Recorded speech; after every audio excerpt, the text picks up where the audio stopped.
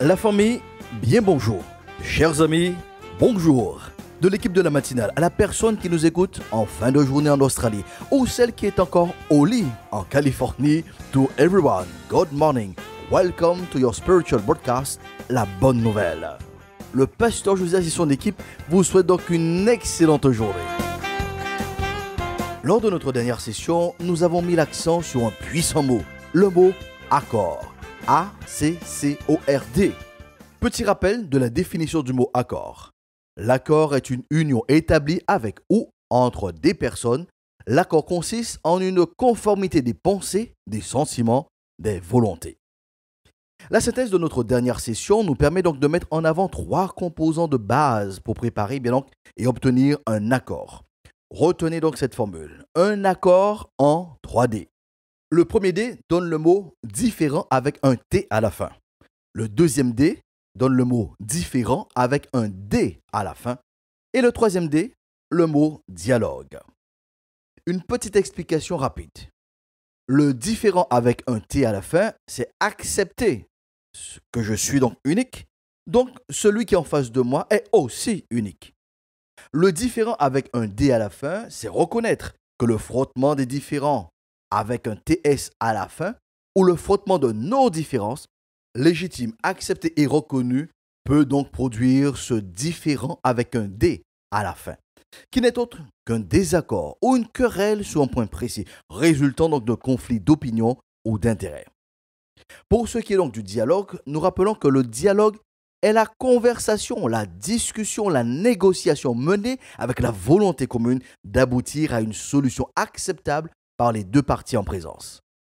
Donc retenez la formule, un accord en 3D. Je vous invite donc à nous arrêter sur le troisième D, qui n'est pas donc de l'ordre du constat, car voyez-vous, la différence s'impose à nous. Nous n'y pouvons rien. Les différents DS sont évitables, mais pas inévitables. Par contre, le dialogue ne tombe pas du ciel.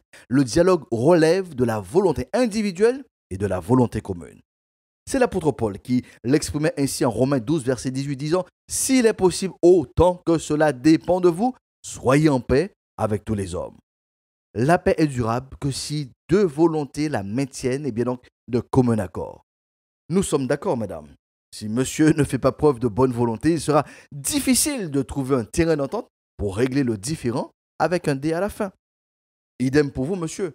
Nous sommes en phase. Le même principe est applicable dans l'entreprise où vous travaillez, dans l'association où vous êtes bénévole. Cherchons donc les éléments indispensables pour enclencher, pour alimenter, pour conduire en dialogue vers un accord. J'en ai trouvé 3 pour ma part. Je me suis posé la question de l'ordre dans lequel ils doivent intervenir. Nous médias en créole, domino, car il met en pangale, mais il pas qu'à jouer en pangale. Je vous invite donc à prendre de quoi noter ces 3 principes indispensables en vue d'un dialogue fructueux. Le premier principe est le principe donc de l'humilité. En tout premier lieu, portons donc une clarification sur les terminologies. Il y a 2 différences majeures entre l'humiliation et l'humilité. Le dictionnaire nous dit que l'humiliation, c'est l'action d'humilier quelqu'un ou quelque chose. C'est le fait d'être humilié par quelque chose. Pour l'humilité, nous trouvons cette définition. Disposition à s'abaisser volontairement, à faire telle ou telle chose, en réprimant tout mouvement d'orgueil par sentiment de sa propre faiblesse. À partir de ces définitions, faisons donc ces observations. La différence fondamentale entre l'humiliation et l'humilité porte sur l'objet qui fait l'action. L'acteur de l'humiliation est extérieur à la personne qui est humiliée. Nous pouvons prendre par exemple le fils aîné qui a humilié sa mère, la sélection nationale de football qui a été humiliée par une petite équipe qui participe pour la première fois donc à cette compétition.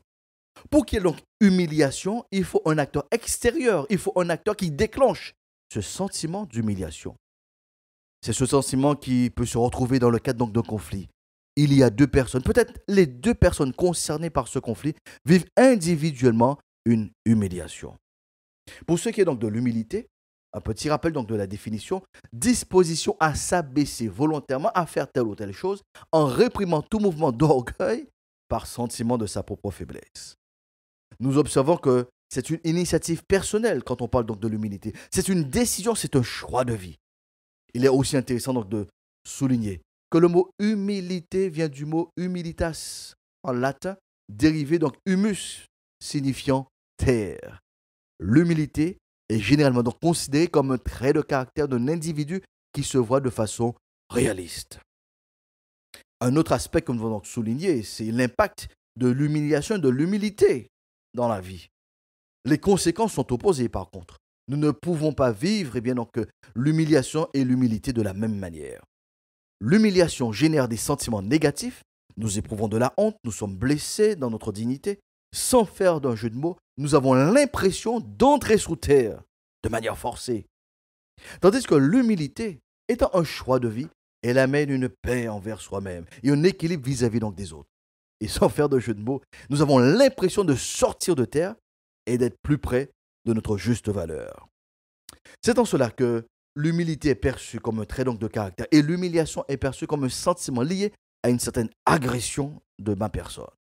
En Genèse 2, verset 7, il est dit « L'Éternel Dieu forma de la poussière de la terre l'homme et il souffla dans ses narines un souffle de vie et l'homme devint un être vivant. » Notre mot homme est issu du latin homo, lui-même issu du latin humus, donc la terre. Il désigne donc la créature homme par opposition à la créature animale.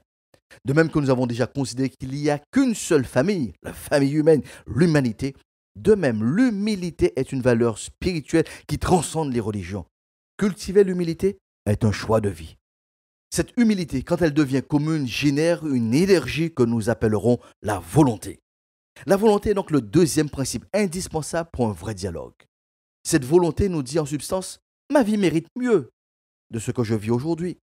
Comme le disait Martin Luther King, nous devons apprendre à vivre ensemble comme des frères, sinon nous allons mourir tous ensemble comme des idiots. Donc, vouloir résoudre un problème, mettre fin à un conflit, c'est faire preuve d'intelligence. Par la volonté, j'exprime de manière tangible ma capacité intellectuelle, ma maturité à travailler avec l'autre pour que nos conditions communes soient valorisantes et constructives pour chacun. Nous comprenons bien que la source profonde de cette volonté est notre choix de vie, à savoir l'humilité. Cette volonté que la situation change crée des conditions pour un exercice important, l'écoute. L'écoute est donc le troisième principe indispensable pour un bon dialogue. S'exprimer, donner son point de vue, prendre la parole, c'est bien. Mais savoir se taire, savoir taire les agitations intérieures, juste pour accorder à l'autre une écoute de qualité, cela est encore mieux.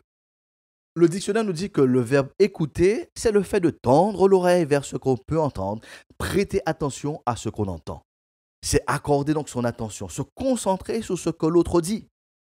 Cette concentration sur la verbalisation des ressentis de la lecture que l'interlocuteur fait de la situation, elle est donc valorisante. Car elle dit tout simplement « j'accepte, j'admets que tu es différent de moi ». Par cette écoute, je reconnais que ce qui est important, valorisant pour moi, l'est aussi pour l'autre. C'est une loi universelle qui s'applique à nous. Tout ce que vous voulez que les hommes fassent pour vous, faites-le de même pour eux. Parole du Christ en Matthieu chapitre 7, le verset 12. Appréciez-vous, madame, que l'on ne vous accorde pas toute l'attention quand vous parlez et surtout, et encore plus, si vous partagez votre point de vue, votre analyse, vos propositions dans une discussion. Pas besoin de vous poser la question, monsieur. En effet, chacun conçoit l'écoute qui lui est accordée comme une valorisation de sa personne. Mon avis compte, mon point de vue est pris en considération dans le dialogue qui s'installe. Tel est donc notre ressenti. Je vous encourage donc à faire cet exercice puisque nous sommes donc arrivés en fin de session. Fixez-vous pour objectif de prêter attention, de suivre donc l'intervention d'une personne qui vous soit proche. En faisant donc un silence complet dans votre être intérieur. Vous ne réfléchissez pas à ce que vous répondrez par la suite. Vous accordez toute votre attention à cette personne. Une écoute donc active et bienveillante. Vous me direz par la suite comment vous avez vécu cette expérience et comment votre interlocuteur l'a perçue de son côté. Allez, je vous laisse donc réfléchir sur les principes indispensables pour tout dialogue, à savoir, premier principe, l'humilité. Deuxième principe, la volonté. Et le troisième principe, l'écoute. Le pasteur Josias prie et vous encourage à être des acteurs de paix dans votre cercle intime, afin que la Guadeloupe cultive le principe de l'accord, A-C-C-O-R-D. En attendant de nous retrouver pour la suite, proclamons sous les îles de Guadeloupe, la paix de Dieu soit avec vous pour une meilleure saison.